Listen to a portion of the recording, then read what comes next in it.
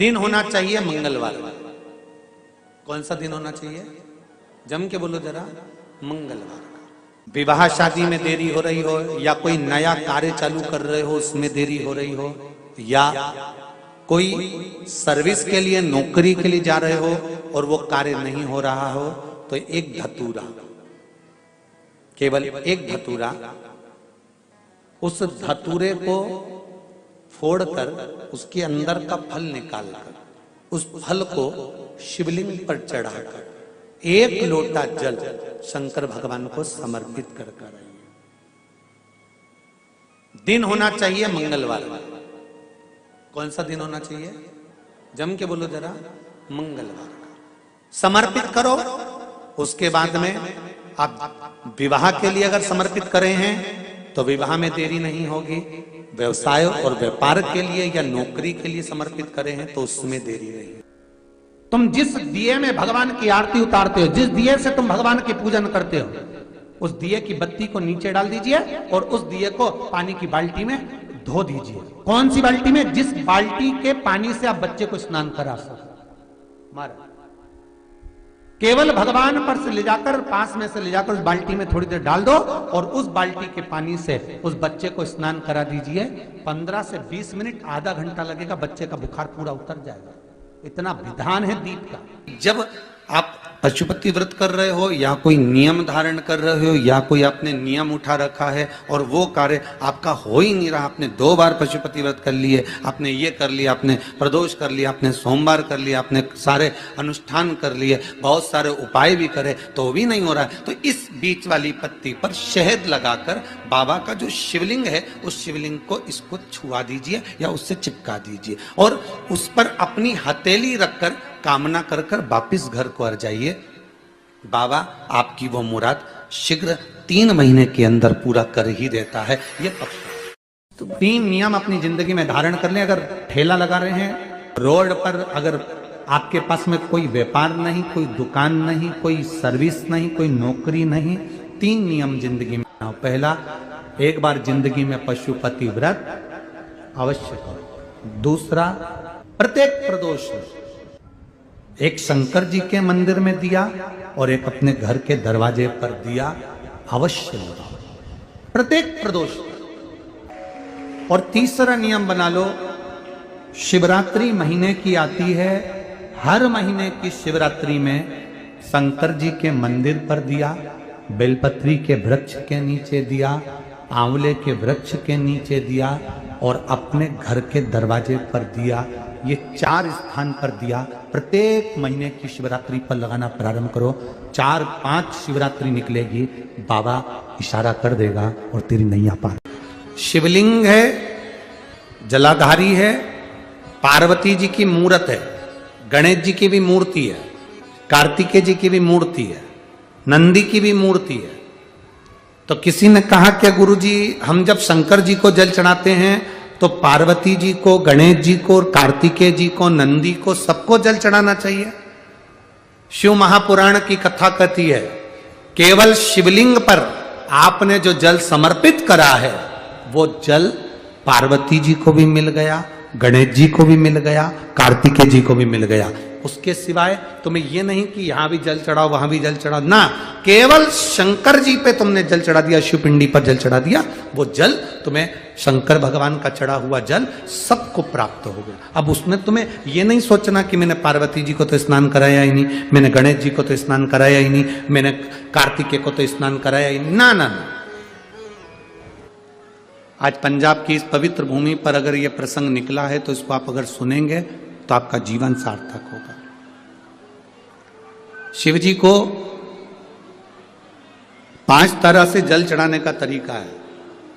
जैसे पंचामृत होता है, दूध, दही, शहद, घी, शक्कर, ये सब पंचामृत के अंतर्गत आते हैं, उसी तरह शंकर जी को 5 तरह से जल चढ़ाने का क्रम वर्णित किया गया। अब उसको समझेंगे, बहुत सावधानी से समझिएगा। पहला, जल लेकर आए, सीधे डायरेक्ट शंकर भगवान के शिवलिंग पर चढ़ा दिया, ये प्रथम जल का चढ़ाने का तरीका।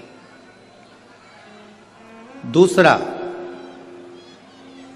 जहां से पानी बहकर जाता है जहां से जल बहकर जा रहा है, उसके ठीक विपरीत जल उत्तर में जा रहा है, आप दक्षिण में खड़े होंगे और दक्षिण में खड़े होकर उत्तर की ओर मुख करेंगे और शिव जी को जल समर्पित करेंगे। ये रोग मुक्ति करने वाला है और हमारे रोग पर हमें विजय प्रदान करने वाला है। ये जल चढ़ाने का तरीका। एक सीधे मंदिर में गए, लोटा भरकर जल उठाया, शिव जी को चढ़ा दिया। दूसरा जल जहां से पानी बहता है, शिव जी का चढ़ा हुआ जल जहां से बहकर जाता है, उसके ठीक विपरीत में शिव जी का जल इधर जा रहा है तो तुम यहां खड़े हो, तुम यहां बैठो, यहां मत बैठना, यहां मत बैठना, इधर बैठो। अगर रोग का निवारण है तो यहां बैठकर। तीसरा, अशोक सुंदरी से जल चढ़ाते चढ़ाते शिवलिंग तक लेकर जाना और शंकर भगवान के शिवलिंग पर पूर्ण जल समर्पित करना। ये तीसरा तरीका, ये कार्य की सिद्धता के लिए। हम जब किसी से आस ना लगाकर परमात्मा से विनती करते हैं तो वो विनती करने का तरीका तीसरा। चौथा, शिव जी पे चढ़ा हुआ जल 5 जगह पर समर्पित करना। गणेश जी, कार्तिकेय, अशोक सुंदरी, शिवलिंग और जलाधारी, ये चौथा क्रम है। और 5वां जल समर्पित करना,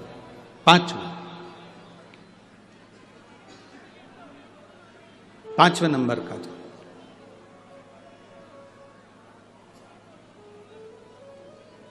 शिव जी को 5वें नंबर का जो जल आता है, जो जलाधारी है, ऊपर जिसमें पानी भरा रहता है और नीचे एक एक बूंद टपकता रहता है, जलाधारी में जल समर्पित कर कर उसी जल को बचाकर अशोक सुंदरी वाली जगह पर थोड़ा सा चढ़ाकर उसी में से जल शिवलिंग पर जब हम समर्पित करते हैं तो हम जिस कार्य के लिए जा रहे हैं वो कार्य सफल हो। धतूरे का जो पुष्प है उसको 2 जगह पर समर्पित किया जाता है।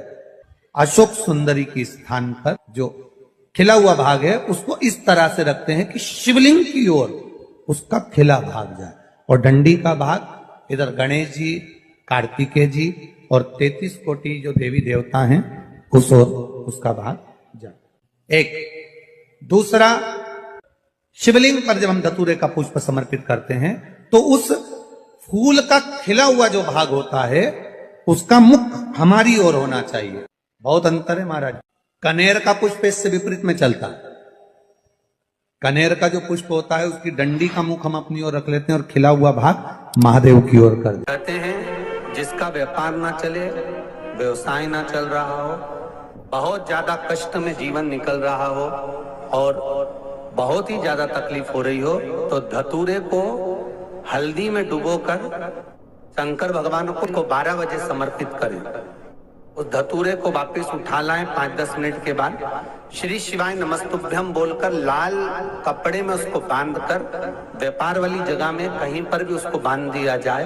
व्यापार पीछे नहीं हटता, व्यापार अग्रण्य भाव में बढ़ता चले जाता है। महाराज, हल्दी में डुबोना पड़ता है। जलाधारी, अशोक सुंदरी वाला स्थान, ये जो जलाधारी है, बेटियों के स्थान से जलाधारी तक जो कनेर के माला बनाकर स्पर्श कर कर लगा देता है, शिवरात्रि के दिन प्रदोष काल के समय पर उस पति पत्नी में कितना भी झगड़ा हो रहा हो, आपस में प्रेम बनना प्रारंभ हो जाता है। अदालत का केस धीरे धीरे समाप्त हो। ये भी अलग अलग होते हैं। पहला दिया होता है पणाती दिया।